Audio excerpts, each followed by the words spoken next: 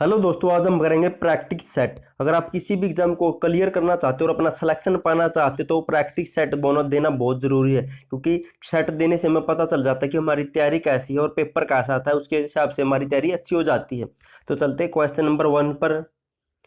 सतनाम धर्म को पूरे उत्तर भारत में लोकप्रिय बनाने में महत्वपूर्ण योगदान देने वाले पंडित दीनदयाल शर्मा हरियाणा के में कहाँ के रहने वाले थे? तो इनका जन्म कहाँ पर हुआ था? तो राइट आंसर होगा ऑप्शन ए। तो ये झज्जर जिले से बिलोंग करते थे और उनका जन्म हुआ था 1763 ईस्वी में और इनकी मृत्यु हो गई थी 1837 में। ये भी आपको याद रखना है। चलते हैं नेक्स्ट। क्वेश्चन नंबर 2 है, सन 1892 के लाहौर अधिवेशन में हिसार का प्रतिनिधित्व किस प्रसिद्ध जन नेता ने किया था? तो किसने प्रतिनिधित्व किया था हिसार से? तो राइट आंसर होगा ऑप्शन सी। तो लाला लाजपत राय ने किया था 1892 लाहौर अधिवेशन में। क्वेश्चन नंबर 3 है, लाला लाजपत राय और सरदार अजीत सिंह को ब्रिटिश सरकार द्वारा गिरफ्तार करके मांडले जेल में कब भेजा गया था? तो कब भेजा गया था इन दोनों को? तो राइट आंसर होगा सन 1907 में भेजा गया था। क्वेश्चन नंबर 4 है, महात्मा गांधी मोहम्मद अली और शौकत अली के साथ रोहतक कब आए थे? तो ये रोहतक में कब आए थे तीनों? तो राइट आंसर होगा ऑप्शन बी। तो आए थे 8 अक्टूबर 1920 को तीनों रोहतक में आए थे। क्वेश्चन नंबर नेक्स्ट है 5वां, अंबाला मंडल की डिविजनल पॉलिटिकल कॉन्फ्रेंस जिसमें महात्मा गांधी अली भाइयों के साथ आए थे वो भिवानी में कब हुई थी? तो ये भिवानी में कब हुई थी आपको बताना है। तो राइट आंसर होगा ऑप्शन डी, अक्टूबर 1920 में ही हुई थी ये। अंबाला मंडल के डिविजनल पॉलिटिकल कॉन्फ्रेंस जिसमें महात्मा गांधी अली भाइयों के साथ आए थे और भिवानी में हुई थी ये। नेक्स्ट है क्वेश्चन नंबर 6, 1947 में भारत के स्वतंत्र होने के पश्चात तक हरियाणा किस प्रांत का भाग था? तो किसका भाग था? तो ये पंजाब राज्य का ही भाग था हरियाणा 1947 के बाद भी। 1966 में अलग बना था। क्वेश्चन नंबर 7 है, 1955 में भारत सरकार द्वारा गठित राज्य पुनर्गठन आयोग ने किन दो स्थानों को हरियाणा क्षेत्र में शामिल करने की सिफारिश की थी? तो कौन कौन से क्षेत्र थे, स्थान थे? तो राइट आंसर होगा ऑप्शन है तो महेंद्रगढ़ व जींद ऐसे स्थान से जिसे 1995 में भारत सरकार द्वारा गठित राज्य पुनर्गठन आयोग ने दो स्थानों को हरियाणा क्षेत्र में शामिल करने की सिफारिश की थी। नेक्स्ट क्वेश्चन नंबर 8 है, हरियाणा राज्य की स्थापना कब हुई थी? तो पंजाब से अलग होकर कब एक नया राज्य बना था? तो 1 नवंबर 1966 को। दोस्तों आप कमेंट जरूर करना आपके कितने क्वेश्चन ठीक पाए, ताकि मुझे भी पता चल सके कि आपकी तैयारी कैसी है। तो प्लीज़ कमेंट जरूर करना। नेक्स्ट क्वेश्चन नंबर 9 है, हरियाणा के प्रथम राज्यपाल कौन थे? तो हरियाणा के प्रथम राज्यपाल कौन थे? तो राइट आंसर होगा ऑप्शन बी, धर्मवीर सिंह हरियाणा के प्रथम राज्यपाल थे। और मुख्यमंत्री कौन थे प्रथम? तो भगवत दयाल शर्मा। और विधानसभा अध्यक्ष कौन थी प्रथम? तो सन्नो देवी। आपको ये भी याद रखना है। क्वेश्चन नंबर 10 है, 24 मार्च 1967 को हरियाणा के प्रथम गैर कांग्रेसी मुख्यमंत्री का नाम बताइए। तो प्रथम गैर कांग्रेसी मुख्यमंत्री कौन बने थे सबसे पहले हरियाणा में? तो राइट आंसर होगा ऑप्शन डी, तो राव वीरेंद्र सिंह। चलते हैं नेक्स्ट। क्वेश्चन नंबर 11 है, प्रदेश के किस प्रसिद्ध प्राचीन नगर की विरासत से जानकारी चीनी यात्री होन्सोंग के वृत्तांत से मिली है? तो होन्सोंग के वृत्तांत में किस प्राचीन नगर का उल्लेख किया गया था? तो राइट आंसर होगा ऑप्शन सी, तो थानेसर का उल्लेख किया गया था। नेक्स्ट क्वेश्चन नंबर 12 है, प्रदेश के थानेसर नगर की प्रसिद्ध निम्नलिखित में से किस काल में सर्वाधिक थी? तो थानेसर नगर किस काल में सबसे प्रसिद्ध शहर माना जाता था या प्रसिद्ध संस्थान माना जाता था? तो राइट आंसर होगा ऑप्शन ए, वर्धन काल। यानी कि जब भी हर्षवर्धन का शासनकाल था तो तब थानेसर शहर की बोलबाला था, इनकी प्रसिद्ध था ये। नेक्स्ट क्वेश्चन नंबर 13 है, 1526 में बाबर और इब्राहिम लोदी के बीच में युद्ध हुआ, यह हरियाणा के किस स्थान पर लड़ा गया था? तो ये लड़ा गया था ऑप्शन डी, पानीपत की प्रथम लड़ाई हुई थी ये। क्वेश्चन नंबर 14 है, पानीपत नगर को जिले का दर्जा कब मिला? तो पानीपत को कब जिला बनाया गया था? तो राइट आंसर होगा ऑप्शन बी, 1 नवंबर 1989 को पानीपत को जिला बनाया गया। और रेवाड़ी को कब बनाया गया जिला? तो रेवाड़ी को भी 1 नवंबर 1989 को जिला बनाया गया था। चलते हैं नेक्स्ट। क्वेश्चन नंबर 16 है, हिसार नगर निम्नलिखित में से किस प्रसिद्ध शासक की जन्मभूमि है? तो किस प्रसिद्ध शासक की जन्मभूमि है हिसार? तो राइट आंसर होगा ऑप्शन ए, तो ये शेरशाह सूरी की जन्मभूमि है हिसार, क्योंकि यहीं पर इसका बचपन बीता था। नेक्स्ट क्वेश्चन नंबर 17 है, वर्तमान समय में प्रदेश के किस नगर में एशिया का सबसे बड़ा पशु फार्म स्थित है? तो किस जिले में सबसे बड़ा पशु फार्म स्थित है एशिया का? तो राइट आंसर होगा ऑप्शन बी, तो हिसार जिले में सबसे बड़ा पशु फार्म है। और हिसार में ही सबसे बड़ी ऑटो मार्केट भी है, और हिसार में ही सबसे ज़्यादा गर्मी व सर्दी भी पड़ती है। और हिसार में ही एक यूनिवर्सिटी है, चौधरी चरण सिंह यूनिवर्सिटी, जो एशिया की सबसे बड़ी है। क्वेश्चन नंबर 18 है, क्वेश्चन नंबर 18, सन 1354 में किस प्रसिद्ध मध्यकालीन शासक ने हिसार की एक दुर्ग के रूप में स्थापना की थी? तो किसने की थी हिसार की स्थापना? तो फिरोज शाह तुगलक ने की थी 1354 ईस्वी में। नेक्स्ट क्वेश्चन नंबर 19 है, प्रदेश का महेंद्रगढ़ नामक नगर प्राचीन काल में निम्नलिखित में से किस नाम से जाना जाता था? तो किस नाम से जाना जाता था? तो राइट आंसर होगा ऑप्शन डी, तो इसे कनौज के नाम से जाना जाता था। नेक्स्ट क्वेश्चन नंबर 20 है, बल्लभगढ़ के अंतिम राजा का नाम बताइए जो सन 1857 के स्वतंत्रता संग्राम में शहीद हुआ था। तो कौन था वो? तो राइट आंसर होगा ऑप्शन ए, तो नाहर सिंह था बल्लभगढ़ का अंतिम राजा, जो 1857 के स्वतंत्रता संग्राम में शहीद हो गया था। चलते हैं नेक्स्ट क्वेश्चन आगे दोस्तों। अब इंडिया जीके के क्वेश्चन नंबर 1 है पहला, कल्पकम प्रसिद्ध है। तो यह क्या है कल्पकम? आपको बताना है किसके लिए प्रसिद्ध है। तो राइट आंसर होगा ऑप्शन ए, परमाणु शक्ति संयंत्र के लिए प्रसिद्ध है ये कल्पकम, क्योंकि यहाँ पर परमाणु संयंत्र स्थापित है। चलते हैं नेक्स्ट क्वेश्चन नंबर 2 है, निम्न राजवंशों में सबसे पुराना राजवंश कौन सा है? तो सबसे पुराना राजवंश कौन सा इनमें आपको बताना है। तो राइट आंसर होगा ऑप्शन डी, तो सातवाहन वंश सबसे पुराना है, जिसकी स्थापना सिमुक ने की थी, सिमुक। और इसके बाद कौन सा आता है? तो इसके बाद आएगा पल्लव वंश, फिर आएगा राष्ट्रकूट, फिर आएगा चालुक्य। चलते क्वेश्चन नंबर 3, बौद्धशाला मंदिर की अधिष्ठात्री देवी कौन सी है? तो बौद्धशाला मंदिर में किस देवी की पूजा की जाती है? तो राइट आंसर होगा ऑप्शन डी, तो वहाँ पर भगवती सरस्वती की पूजा की जाती है। और ये बौद्धशाला मंदिर है कहाँ? तो ये मध्य प्रदेश में, आपको ये भी याद रखना, मध्य प्रदेश में। नेक्स्ट है क्वेश्चन नंबर 4, अंग्रेजों द्वारा रेतवाड़ी बंदोबस्त लागू किया गया था। तो कहाँ पर लागू किया गया था सबसे पहले? तो राइट आंसर होगा ऑप्शन डी, मद्रास प्रेसिडेंसी एवं मुंबई प्रेसिडेंसी में रेतवाड़ी बंदोबस्त को लागू किया गया था। और चलते हैं नेक्स्ट क्वेश्चन नंबर 5 है, जलियांवाला बाग हत्याकांड के लिए उत्तरदायी जनरल डायर को निम्नलिखित में से किसने मारा था? तो किसने मारा था इनको, जनरल डायर को? तो मारा था राइट आंसर ऑप्शन सी, उधम सिंह ने। और 13 अप्रैल 1999 को यह जलियांवाला बाग हत्याकांड हुआ था। क्वेश्चन नंबर 6 है, भारतीय संविधान के निम्नलिखित प्रावधानों में से कौन सा प्रावधान मंत्रिपरिषद की नियुक्ति तथा पदोन्नति को विवेचित करता है? तो इनमें से कौन सा अनुच्छेद है ऐसा? तो राइट आंसर होगा ऑप्शन डी, अनुच्छेद 75 है। नेक्स्ट क्वेश्चन नंबर 7 है, केंद्र तथा राज्यों के मध्य शक्तियों के वितरण के लिए भारत का संविधान 3 सूचियों को प्रस्तुत करता है। निम्न में से कौन से 2 अनुच्छेद भारतीय अनुच्छेद शक्तियों के वितरण को विनियमित करते हैं? मतलब कौन से 2 अनुच्छेद है आपको बताना। तो राइट आंसर होगा ऑप्शन डी, अनुच्छेद 245 और 240। चलते हैं नेक्स्ट क्वेश्चन नंबर 8 है, भारत के नियंत्रण एवं महालेखा परीक्षक की नियुक्ति की जाती है तो किसके द्वारा की जाती है?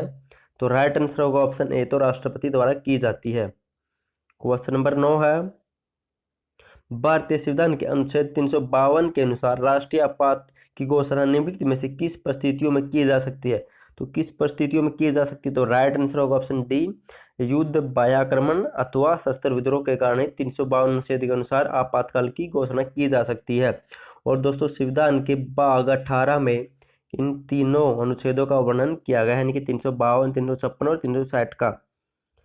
क्वेश्चन नंबर 10 है, मिश्रित अर्थव्यवस्था का अर्थ क्या है? तो मिश्रित अर्थव्यवस्था से क्या अभिप्राय होता है? तो राइट आंसर होगा ऑप्शन बी, जहां पर राष्ट्रीय अर्थव्यवस्था में सार्वजनिक क्षेत्र के साथ साथ निजी क्षेत्र का भी विद्यमान हो, इनकी दोनों के साथ मिलकर काम चलता हो। क्वेश्चन नंबर 11 है, निम्नलिखित में से कौन अम्ल वृष्टि का कारण है? तो किसके कारण अम्ल वृष्टि होती है आपको बताना है। तो किसके कारण होती है? ऑप्शन सी, सल्फर डाइऑक्साइड के कारण ही अम्ल वृष्टि होती है। नेक्स्ट क्वेश्चन पर चलते हैं। क्वेश्चन नंबर 12 है, कोयले के निम्नलिखित प्रकारों में से किस एक में शेष प्रकारों की अपेक्षा अधिक प्रतिशत कार्बन अंश पाता है? तो इनमें से किस में इनमें से ज़्यादा कार्बन अंश पाया जाता है? तो किस में पाया जाता है? तो राइट आंसर होगा ऑप्शन ए, एंथ्रेसाइट में सबसे ज़्यादा कार्बन पाया जाता है 85 से लेकर 90%। फिर आता है बिटुमिन 70 से 90, फिर लिग्नाइट आता है 50 से 70, और फिर इसमें आता है 20 से 30%। इनकी सबसे घटिया क्वालिटी का पिट कोयला। चलते हैं नेक्स्ट, क्वेश्चन नंबर 13 है, सर्वाधिक जैव विविधता पाई जाती है। तो सर्वाधिक जैव विविधता पाई जाती है तो कहाँ पर पाई जाती है? तो राइट आंसर होगा ऑप्शन बी। तो ये सबसे ज़्यादा सर्वाधिक जैव विविधता शांतघाटी पाई जाती है, शांतघाटी। तो ये शांतघाटी है क्या? हाँ, कहाँ पर आपको बता देता हूँ इंपॉर्टेंट फैक्ट इनके बारे में साथ ही साथ। तो ये शांतघाटी पड़ती है केरल में, और ये जो सुरमा घाटी है ये पड़ती है असम में, और जो फूलों की घाटी है ये पड़ती है उत्तराखंड में। क्वेश्चन नंबर 14 है, दक्षिण पूर्व एशिया में निम्न में से सतल अवरुद्ध देश है, यानी कि जो चारों तरफ से देशों के साथ गिरा हुआ कौन सा इनमें से? तो वह है लाओस। चलते हैं नेक्स्ट, क्वेश्चन नंबर 15 है, भारत का आर्द्रतम संस्थान कौन सा है? तो इनकी इनकी भारत का नहीं, संसार या दुनिया का सबसे आर्द्रतम संस्थान कौन सा स्थान कौन सा है? ये दोस्तों ऐसे पूछा है कि सबसे ज्यादा वर्षा कहाँ होती है, ये प्रश्न घुमा फिरा के पूछा गया। इनकी आर्द्रता यानी कि सबसे ज्यादा नमी कहाँ पर जाती है? तो पाई जाती है ऑप्शन बी, मानसीराम। इनके यहाँ पर सबसे ज्यादा वर्षा होती है। ये कहाँ पर पड़ता है? तो ये मेघालय में पड़ता है। क्वेश्चन नंबर 16 है, एमनेस्टी इंटरनेशनल का मुख्यालय कहाँ पर अवस्थित है? तो एमनेस्टी इंटरनेशनल का मुख्यालय कहाँ पर स्थित है? तो ये ऑप्शन बी, लंदन में स्थित है, और ये मानवीय इनके अधिकारों के हनन के प्रति काम करता है। क्वेश्चन नंबर 17 है, बाबा गरिया पूजा त्योहार मनाया जाता है, तो ये किस राज्य में मनाया जाता है बाबा गरिया पूजा त्योहार? तो राइट आंसर होगा ऑप्शन डी, तो ये त्रिपुरा में मनाया जाता है। दोस्तों ये सभी क्वेश्चन एसएससी के लेवल के हिसाब से बहुत अच्छे क्वेश्चन है। अगर आप प्रेस्टिक सेट देकर तैयारी करते हो तो आपको सिलेक्शन हो सकता है, वरना आप चाहे कितना भी पढ़ ले, अगर आप टेस्ट नहीं देते तो आपका सिलेक्शन नहीं हो पाएगा।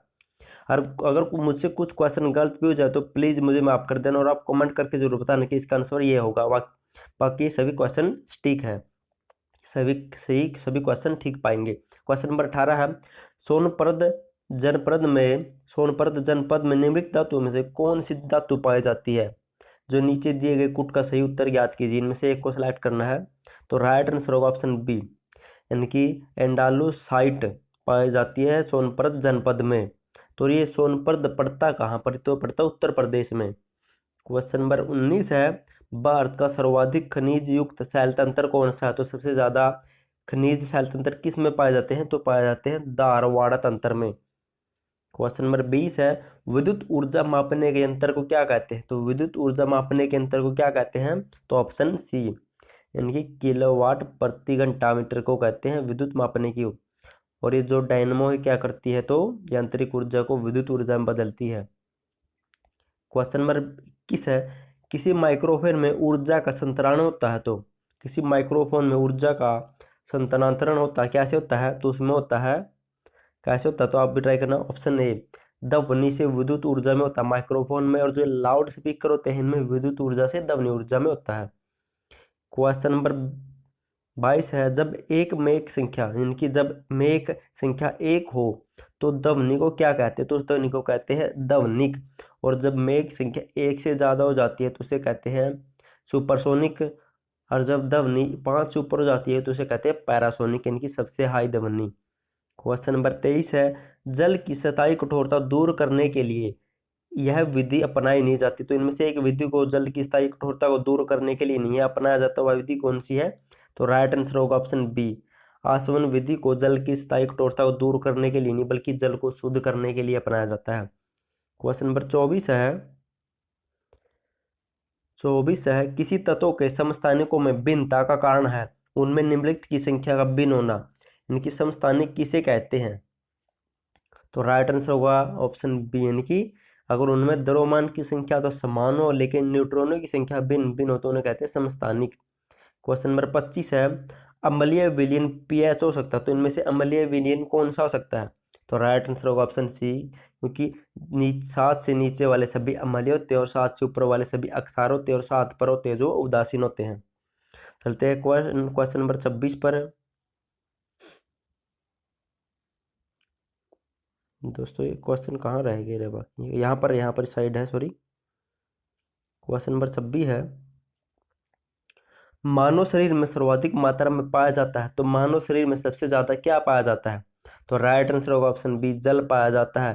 क्योंकि प्लाज्मा भी पाई जाती है, लेकिन प्लाज्मा में 90% जल होता है, तो सबसे ज्यादा मानव शरीर में जल ही पाया जाता है। क्वेश्चन नंबर 27 है, बाह्यकर्ण इनकी बाह्यकर्ण का कठोर लचीला भाग बना होता है, तो किससे बना होता है? जो बाह्यकर्ण का भाग होता है तो वो बनाता है ऑप्शन सी, इनकी उपस्थित कार्टिलेज से बना होता है। और जो टेंडन होता है ये मांसपेशी व हड्डी के जोड़ को कहते हैं, आपको ये भी याद रखना है, यानी कि कंडरा। और जो लिगामेंट होता है ये हड्डी व हड्डी के जोड़ को कहते हैं। क्वेश्चन नंबर 28 है, समवर्ती अंग है, तो इनमें से कौन सा समवर्ती अंग है? आपको चयन करना, तो इनमें से कौन सा समवर्ती अंग है? तो राइट आंसर होगा ऑप्शन ए, चमगादड़ के पंख व तितली के पंख समवर्ती अंग होते हैं। क्वेश्चन नंबर 29 है, डार्विनिज्म, तो डार्विनिज्म है क्या, आपको ये बताना है। तो राइट आंसर होगा ऑप्शन सी, तो है प्राकृतिक चयन है, प्राकृतिक चयन को डार्विनिज्म कहते हैं। और ये जो भी है और बता देता हूँ आपको इनके बारे में। इनकी उत्परिवर्तन के सिद्धांत की खोज किसने की थी? तो हेगो वीरिस ने की थी। और ये जो उपार्जित लक्षणों की वंशांगुति है इसकी खोज किसने की थी? लेमार्क ने की थी।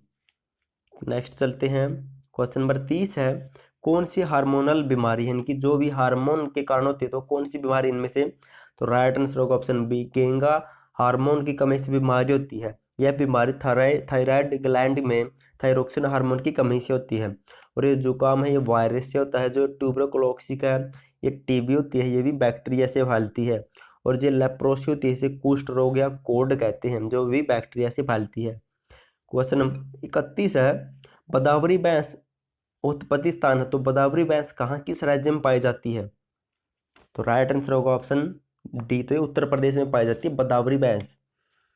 क्वेश्चन नंबर 32 है, हरी खाद विस्थापित कर सकता है, तो हरी जो भी हरी खाद होती है वह क्या विस्थापित कर सकता है? तो वह कर सकता है ऑप्शन ए, 60 किलोग्राम नाइट्रोजन प्रति हेक्टेयर विस्थापित कर सकता है। क्वेश्चन नंबर 33 है, सबसे कम साक्षर प्रतिशतता किस जिले में है, यानी कि सबसे कम साक्षरता किस जिले में है? तो सबसे कम है मेवात में, और यहाँ पर लिंगानुपात सबसे ज़्यादा है लेकिन साक्षरता सबसे कम है। क्वेश्चन नंबर 34 है, राज्य में जिला स्तरीय व स्थानीय सड़कों का रख रखाव किसके द्वारा किया जाता है? तो किया जाता है ऑप्शन बी, पंचायती राज संस्थानों तथा स्थानीय नहरी निकायों द्वारा, शहर निकायों द्वारा। क्वेश्चन नंबर 35 है, निम्नलिखित में से कौन सा सुमेलित नहीं? तो इनमें से एक सुमेलित नहीं है। दमदमा झील गुरुग्राम में स्थित है, ठीक है। सुल्तानपुर पक्षी विहार प्रमुखनगर में है। बड़खल झील फरीदाबाद में। लेकिन ये कोटला झील जर्जर में नहीं है। कहाँ पर है ये? तो ये मेवात में। नेक्स्ट है, नेक्स्ट क्वेश्चन पर चलते हैं। 8 कोर उद्योगों में फरवरी 2018 के दौरान आर्थिक वृद्धि दर्ज की गई थी। दोस्तों पुरानी करंट अफेयर शायद ये आपके लिए काम की नहीं है, इसे मिस कर देते हैं। नेक्स्ट देख लें, 2018 राष्ट्रमंडल खेलों में भारत ने कुल कितने पदकों को जीता था? तो 2018 राष्ट्रमंडल खेलों में भारत के कुल कितने पदकों को जीता था? तो राइट आंसर होगा ऑप्शन बी, तो 66 जीते थे। ये भी करंट अफेयर, पुरानी करंट अफेयर है। नेक्स्ट क्वेश्चन पर चलते हैं। खालिस्तान कंप्यूटर में एक साधारण व्यवस्था है जिसमें यूजर को कई disk drive single disk drive के रूप में प्रतीत होती है, तो उसे क्या कहते हैं? तो उसे कहते हैं ऑप्शन डी, उसे कहते हैं डिस्क एरे। और यह एक हार्डवेयर है, तो यह एक हार्डवेयर है, हार्डवेयर लिगामेंट। क्वेश्चन नंबर 40 है, खालिस्तान के साथ चौथी पीढ़ी के कंप्यूटरों का आगमन हुआ था। तो चौथी पीढ़ी के कंप्यूटर आए थे, तो किसके साथ आए थे? तो option C, microprocessor chip के साथ आए थे चौथी पीढ़ी के कंप्यूटर। चलते हैं नेक्स्ट दोस्तों, बागा रीजनिंग के क्वेश्चन आपको सेलेक्ट करना है। इनमें से रीजनिंग के क्वेश्चन आ चुके हैं। तो क्वेश्चन नंबर 41 है, यहाँ पर क्या आएगा? दोस्तों आप एक बार देखना, ए में क्या जोड़े कि ई आता है, तो क्या जोड़ने पर ये आता है? तो ए बी सी डी, यानी कि ए में 4 जोड़े तो ई आता है। यही इसी प्रकार 4 इसमें, 4 इसमें, 4 इसमें, ठीक। उसी प्रकार सी में 4 जोड़ दे तो 7 पर क्या होता है? तो 7 पर होता है जी और फिर डी में 4 जोड़ दे तो 4 4 8 पर होता है, तो इसका राइट आंसर होगा।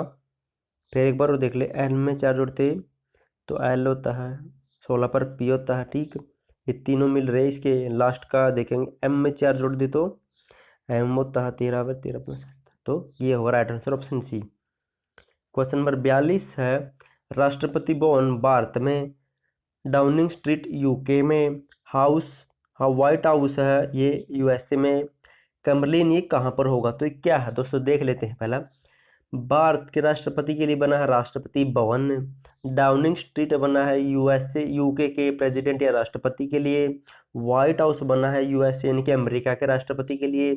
ये क्रेमलिन क्या है? तो क्रेमलिन होता है रूस के राष्ट्रपति का व्हाइट यानी कि रहने की जगह कहते हैं, जैसे भारत के राष्ट्रपति की है राष्ट्रपति भवन। नेक्स्ट है क्वेश्चन नंबर 43 है, इनका हमको एक विषम का चयन करना है इनमें से। देखो विषम क्या होगा, देखो यहाँ पर इंच का जोड़ होता है 9 और 4 13, ये भी विषम है, ये भी विषम है, इसका जोड़ होता है 11, ये भी विषम है, लेकिन ये इनका जोड़ होता है 20 और ये सम है, तो ये विषम यानी कि ये राइट आंसर। नेक्स्ट है 44, आपको देख दोस्तों, ये देखो अबडन इनकी त्यागना छोड़ना, डिस्कार्ड त्यागना छोड़ना, अवॉइड त्यागना छोड़ना, लेकिन इसका अलग, इसका अर्थ अलग होता है, तो ये होगा राइट आंसर। आपको एक विलुप्त इनके बीच वाला शब्द चुनना है, इनमें से क्या होगा बीच वाला शब्द? तो राइट देखो दोस्तों, 5 प्लस में 12, फिर यहाँ पर क्या है 20 जोड़ दिया, यहाँ पर क्या 28 जोड़ दिया, फिर यहाँ पर 36 जोड़ेंगे तो क्या होगा? तो 36 जोड़ने के बाद 101 आएगा, 101 is right answer. Question number next है, आपको भी इसमें भी विलुप्त शब्द चुनना है। 4 7 11 18 29 47, तो यहाँ पर क्या आएगा? देखो दोस्तों, 4 प्लस में 7 11 हो गया, 7 प्लस में 11 18 हो गया, 18 प्लस में 11 प्लस में 18 29, 18 प्लस में 29 47, और 29 प्लस में 47 क्या होता है? तो 29 प्लस में 47 क्या होता है? राइट आंसर इसका यही होगा, तो ऑप्शन ए इनकी 76 इज राइट आंसर। दोस्तों क्वेश्चन नंबर 47 है, सहंजा बाजार जाना चाहती है, इनकी एक लड़की है जिसका नाम सहंजा है, वो बाजार जाना चाहती है, वह घर से चलना शुरू करती है जो उत्तर में है। दोस्तों ये रहा, ये उत्तर में इसका घर है, उत्तर में घर है, और एक चौराहे पर पहुंचती है, इनकी यहाँ से चलकर ये चौराहे पर यहाँ पर पहुंच जाती है। उसकी बाईं ओर जाने वाली सड़क पर एक पार्क है, इनकी यहाँ पर एक पार्क है, ठीक, पार्क पर खत्म होती है, उसके ठीक सामने इनकी पार्क, इसके इसके ठीक सामने यहाँ पर एक परिसर इनकी यहाँ का एक कार्यकालय है, ठीक। तो उस चौराहे से बाजार किस दिशा में है? तो दोस्तों एक ही दिशा बची है, तो यहाँ पर पश्चिम दिशा में है चौराहा, राइट आंसर होगा पश्चिम। नेक्स्ट क्वेश्चन पर चलते हैं दोस्तों, अब आ गए हिंदी के क्वेश्चन। ये कौन से विशेषण होते हैं जिनके रूप, लिंग, वचन और कारक में कोई भी परिवर्तन नहीं होता? तो उन्हें किस विशेषण के नाम से जाना जाता है? तो उन्हें कहते हैं अविकारी विशेषण।